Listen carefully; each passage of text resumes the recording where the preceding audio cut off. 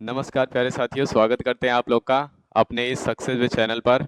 तो इस चैनल पे आप लोगों को पता है कि इस पे कक्षा 10 की गणित पढ़ाई जाती है और उसके बाद क्या कहते हैं, जो अभी बोर्ड एग्जाम होने वाला है उसके लिए टिक मार्क का सीरीज जो चल रही है अभी, इसमें बहुविकल्पी पूरा 20 का 20 कराया जाता है, सातों सेट का पूरा होगा।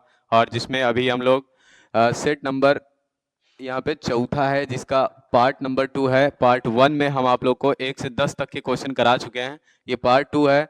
और जो सेट नंबर ये है 2025 का चौथा सेट है, 2025 का 822 सेट है और BY। तो इसी में हम लोग अब देखेंगे क्वेश्चन नंबर 11 इसमें क्या कह रहा है। क्वेश्चन नंबर 11 में क्या कह रहा है, चित्र बना दिया है। क्वेश्चन नंबर 11 में कह रहा है कि दो चित्र दिया हुआ है और उसमें एक कोण पूछ रहा है और ये समरूप त्रिभुज से ये संबंधित क्वेश्चन है। तो इसमें कह रहा है कि सबसे पहले त्रिभुज एक बनाया हुआ है ABC और दूसरा बनाया है RPQ। अब कह रहा है कि अगर जब इसमें किसी कोण को ज्ञात करना रहता है तो पहले देखो कि जैसे ये वाला कोण हमको ज्ञात करना होगा तो हम क्या करेंगे, इसके सामने कौन सा कोण इसमें आएगा, तो किस भुजा का अनुपात किस भुजा के अनुपात के बराबर होगा। तो पहले चेक करते हैं। तो यहाँ पे देखेंगे तो AB जो दिया है AB भुजा का अनुपात और उसके बाद ये बराबर किसके हो जाएगा, इसमें अगर देखेंगे तो हो सकता है कि इसके हो जाए। तो यहाँ पे ये हो जाएगा क्या, RQ। और फिर उसके बाद यहाँ पे जो AB होगा इसका अनुपात बटे ये हो जाएगा। और फिर उसके बाद अगर इधर देखेंगे तो इसका अनुपात बटे ये हो जाएगा। तो यहाँ पे फिर से देखेंगे तो ये कह रहा है कि AC और बटे का यहाँ पे क्या आ जाएगा, AC और फिर उसके बाद यहाँ पे होगा RP, R और P हो जाएगा। अगर देखेंगे ये दोनों अनुपात में है तो इसका मतलब इनके बीच जो बनने वाला कोण है वो बराबर हो जाएगा। तो इसका मतलब हमारे ख्याल से ये वाला कोण 80 डिग्री आ जाएगा। और फिर उसके बाद आगे देखेंगे, अब हमको ये वाला देखना है कि इधर वाला कितना आएगा, P वाला। तो यहाँ पे देखेंगे 3.8 अगर इधर लेते हैं तो ये इसका दुगना है 3.8। तो यहाँ पे कह रहा है कि फिर से हम ले लेंगे क्या, AB और बटे का फिर क्या लेंगे यहाँ पे RQ यहाँ पे रख लेंगे। और फिर उसके बाद यहाँ पे अब ये किस अनुपात के बराबर होगा, तो यहाँ पे देखेंगे हो सकता है कि ये BC और फिर उसके बाद इस भुजा के अनुपात के बराबर होगा। तो यहाँ पे रखेंगे तो ये BC और बटे का क्या हो जाएगा, PQ। हम काहे लिए ये कह रहे हैं कि ये दोनों बराबर होंगे, क्योंकि इसका मान BC का मान 6 दिया है, इसका मान 12 दे दिया है और इसका मान 3.8 दिया है और इधर दे दिया है 7.6 दे दिया है। इन दोनों को काटेंगे तो 3.8 ये एक बार दो बार में अगर काटेंगे तो ये इतना आ जाएगा और 6 कम 6 6 दूना 12 हो जाएगा। ये दोनों का अनुपात सेम है, तो इसलिए ऐसे ही हमको भी इसमें भी देखना पड़ेगा कि इसका किसका अनुपात सेम है। तो इस हिसाब से ये दोनों भुजा का अनुपात सेम है तो इसके बीच जो कोण बनेगा वो भी आ जाएगा 60। अब जो बचा हुआ है तो यहाँ पे ये कितना हो जाएगा, कौन सा कोण हमसे पूछा है, हमसे P पूछा है, नहीं ये वाला नहीं होगा। इन दोनों के बीच कौन सा आएगा, ये भुजा और ये भुजा है, तो इसके बीच ये आ जाएगा Q60। और फिर उसके बाद यहाँ पे अब बचा क्या, एक। अगर इन तीनों कोणों का योगफल कितना होता है, तीनों कोणों का योगफल होता है 180 डिग्री। अगर इनको जोड़ते हैं तो ये हो जाएगा 140। 140 में बचा कितना है, तो 40 बचा है, तो ये आ जाएगा 40, इसलिए ये भी आ जाएगा कितना, 40। तो यहाँ पे हम कह सकते हैं कि इसका कौन सा ऑप्शन सही होगा, इसका ऑप्शन नंबर बी सही होगा। हम एक कोण नहीं ज्ञात करेंगे, ऐसे जितने कोण बनते रहेंगे वो सारे के सारे ज्ञात कर लेंगे, ताकि यही अकेले जाने ना कि आंसर ही क्या होगा। इसके स्थान पे और कोई दूसरा क्वेश्चन भी देता है तो उसको भी हम लोग कर पाए। तो आगे देखते हैं क्वेश्चन नंबर 12 में क्या कह रहा है।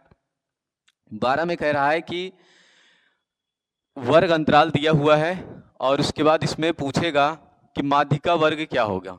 तो माध्यिका वर्ग जैसे ही इसमें पूछता है कि ऐसे वर्ग अंतराल दे देगा, इसमें तीन टाइप से क्वेश्चन बनता है। पहला ये कहेगा कि माध्यिका वर्ग बताइए, दूसरा ये भी कह देगा बहुलक वर्ग बताइए, तीसरा ये भी कह सकता है कि इसमें माध्य वर्ग क्या होगा। तो अगर इसको ज्ञात करना रहेगा तो हम सबसे पहले क्या करेंगे, इसमें देखेंगे सबसे अधिकतम बारंबारता किसकी है। तो सबसे अधिकतम यहाँ पे बारंबारता दी हुई है किसकी, 18 की। तो उसके सामने कितना लिखा हुआ है, उसके सामने लिखा है 20 से 30। तो ऑप्शन में देखेंगे 20 से 30 किस में कह रहा है, 20 से 30 ऑप्शन नंबर ए में कह रहा है। ऑप्शन नंबर ए में कह रहा है कि 20 से 30 दिया हुआ है, तो इसलिए इसका ऑप्शन नंबर ए सही हो जाएगा, 20 से 30। बाकी क्या कहते हैं, इसका यही आंसर सही होगा अगर ये पूछेगा माध्यिका वर्ग तो। और फिर उसके बाद आगे कह रहा है कि 13 नंबर क्वेश्चन में क्या कह रहा है, 13 नंबर में कह रहा है कि ऐसे क्वेश्चन कह रहा है कि यदि साइन थीटा बराबर कॉस थीटा है, यदि साइन थीटा बराबर कॉस थीटा है तो कह रहा है थीटा का मान जीरो से बड़ा या जीरो के बराबर हो, और यहाँ पे थीटा का मान 90 से छोटा हो या 90 के बराबर हो, इनके बीच होना चाहिए। इनके बीच ऐसा कौन सा मान है जो साइन और कॉस बराबर कर देता है? तो अगर 60 रखेंगे तो इसका मान अलग होता है और इसका मान अलग हो जाता है, इसका 1/2 होता है, इसका रूट 3/2 होता है। और 45 रखते हैं तो इसका मान 1/√2 होता है, और यहाँ पे भी 1/√2 होता है। और 30 रख देंगे तो यहाँ पे 1/2 होगा, और यहाँ पे रूट 3/2 हो जाएगा। तो ये इसलिए यहाँ पे ये कह रहा है कि ये बराबर नहीं होगा, ये भी बराबर नहीं होगा। 0 रखते हैं तो 1 का मान 1 हो जाएगा, कॉस 0 का मान 1 होता है, और साइन 0 का मान 0 होता है, तो ये अभी भी बराबर नहीं है। और जब 45 रखेंगे तो यहाँ पे क्या आ जाएगा 1/√2, और बराबर का आ जाएगा 1/√2। तो ये इसका आंसर सही होगा, ऑप्शन नंबर बी। और फिर उसके बाद यहाँ पे देखेंगे 13 के बाद 14 नंबर क्वेश्चन, उसमें डायरेक्ट पूछ लिया है कि कॉस 0 डिग्री का मान क्या होगा। तो कॉस 0 डिग्री अभी हम लोग चेक कर रहे थे, कॉस 0 डिग्री का मान होता है 1। तो इसमें जो ऑप्शन दिया होगा वही इसका आंसर हो जाएगा। 14 नंबर में ऑप्शन नंबर कौन सा दिया है कि पहला ऑप्शन कह रहा है कि इसका पहले ऑप्शन में दिया है 1, तो यहाँ पे इसमें लगा देंगे, पहले ही ऑप्शन इसका सही हो जाएगा। फिर उसके बाद 15 नंबर क्वेश्चन में क्या कह रहा है, 15 में कह रहा है कि tan 2a बराबर 1 दिया है, tan 2a बराबर ये दे दिया है। अगर आगे यहाँ पे ये भी लिखा हुआ है शायद, कह रहा है कि यदि tan 2a बराबर 1 है, यदि tan 2a बराबर 1 है तो यहाँ 2a न्यून कोण है। न्यून कोण का मतलब ये होता है कि ये जो 2a का कोण है वो 90 से छोटा होगा। तो फिर उसके बाद आगे कह रहा है कि तो a का मान ज्ञात कीजिए। तो a का मान होगा, इनमें से कह रहा है चारों ऑप्शन में से a का मान कौन सा होगा? a का मान 45 होगा, 38 होगा, 22.5 डिग्री होगा, या तो फिर 36 डिग्री होगा। तो इसके लिए हमको क्या करना पड़ेगा, ये देखेंगे कि tan 2a बराबर यहाँ पे जो 1 लिखा है तो tan में कितने का मान होता है, तो यहाँ पे लिख सकते हैं tan 2a बराबर लिख सकते हैं tan, यहाँ पे 45 डिग्री लिख सकते हैं, क्योंकि एक tan में 45 का मान होता है। तो फिर यहाँ पे ये दोनों कट जाएगा तो बचेगा क्या, यहाँ पे 2a बराबर का 45, और जैसे इसको नीचे भेजेंगे तो यहाँ पे आ जाएगा 45/2, और इसको काटेंगे तो यहाँ पे a बराबर जो आएगा वो 22.5 डिग्री आएगा। तो इसमें से ऑप्शन नंबर कौन सा सही हो जाएगा? 20 का सही होगा। तो फिर उसके बाद आगे देखेंगे क्वेश्चन नंबर यहाँ पे 16-17। पहले तो यहाँ पे देखेंगे 20 नंबर। 20 नंबर में क्या कह रहा है, इसमें कह रहा है कि एक पासे को एक बार फेंकने पर सम संख्या प्राप्त होने की प्रायिकता ज्ञात कीजिए। तो इसके ऑप्शन हम नहीं लिखे हुए हैं, इसके ऑप्शन हम वैसे डायरेक्ट सॉल्व करा दे रहे हैं। तो इसमें कह रहा है कि एक पासे को एक बार फेंकते हैं तो उस पर सम संख्या आने की प्रायिकता बताइए। अगर जब एक पासे को फेंकेंगे तो कुल घटनाएं इसमें कितनी बन जाएंगी?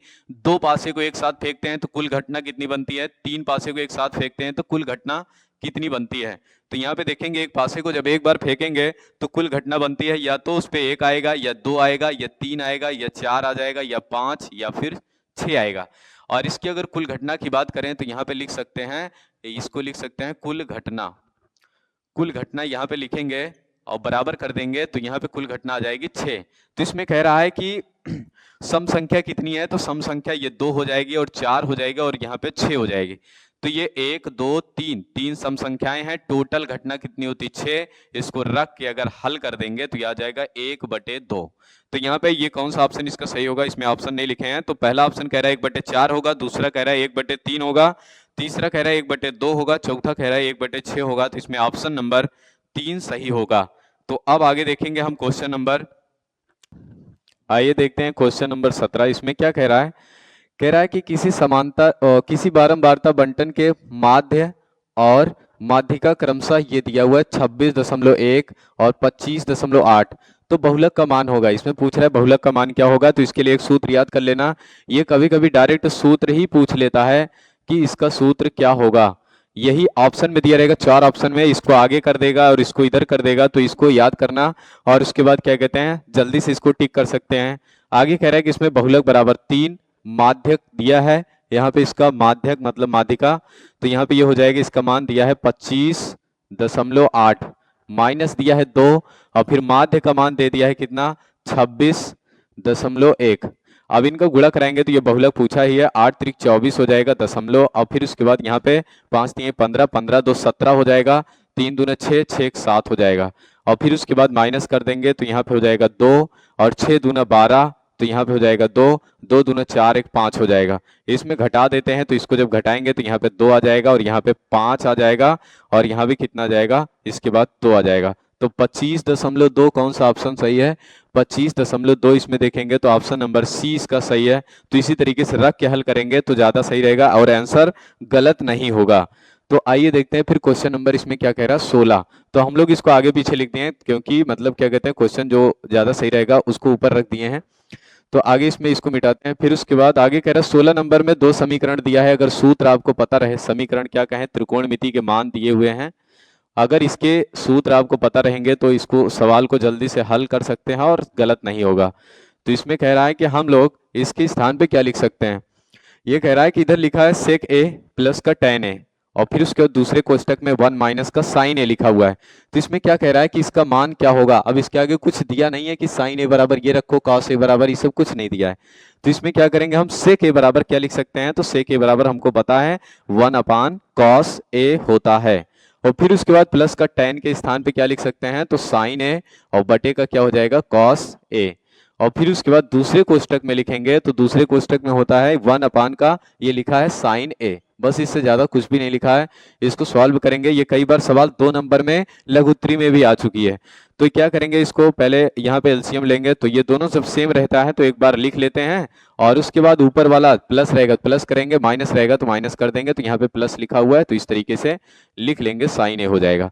फिर कोष्टक में लिखेंगे 1 माइनस का साइन ए, यहाँ पे एक सूत्र लग जाता है, वो सूत्र क्या होता है, एक कोष्टक में a प्लस बी, दूसरे कोष्टक में a माइनस बी। तो यहाँ पे a प्लस बी दिया है, यहाँ a माइनस बी दिया है, तो यहाँ पे हो जाता है a स्क्वायर माइनस का b स्क्वायर।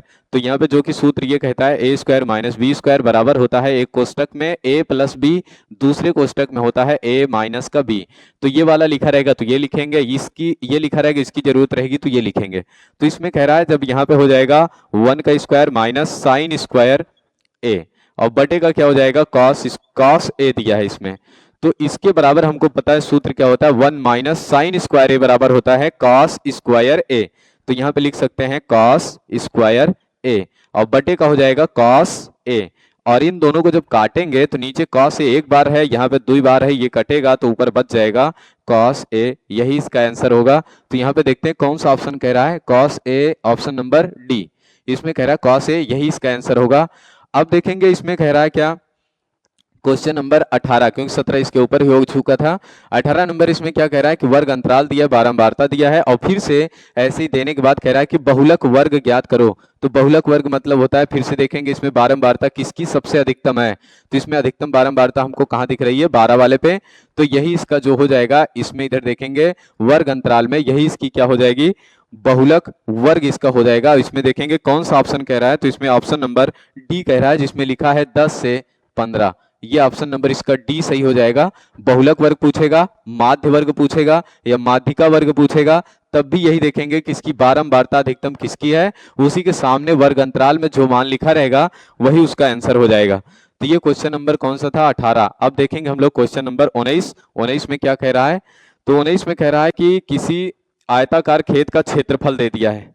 एक आयताकार खेत है जिसका क्षेत्रफल दे दिया है 30 और फिर उसके बाद आगे कह रहा है कि इसमें यदि इसकी लंबाई उसकी चौड़ाई यक्ष से 1 मीटर अधिक हो, इसकी लंबाई उसकी चौड़ाई यक्ष से 1 मीटर अधिक हो, तो कह रहा है कि उन्हें ज्ञात करने के लिए द्विघात समीकरण कौन सा सही होगा।